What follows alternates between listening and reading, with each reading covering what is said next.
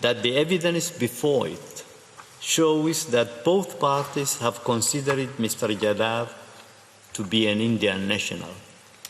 Indeed, Pakistan has so described Mr. Jadhav on various occasions, including in its letter of assistance for criminal investigation against the Indian national Kulbhushan Sudhir Jadhav, addressed by the Ministry of Foreign Affairs of Pakistan on 23 January 2017 to the High Commission of India in Islamabad.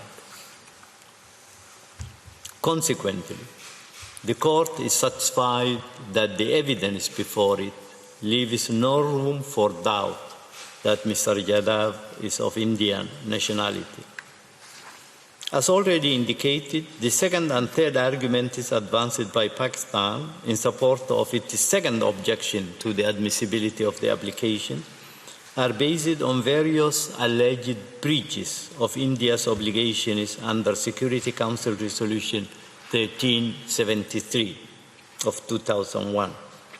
In particular, Pakistan refers to India's failure to respond to Pakistan's request for mutual legal assistance with its criminal investigations into Mr. Jadhav's espionage and terrorism activities, as well as the issuance of what Pakistan describes as, and I quote, a false cover name, authentic passport,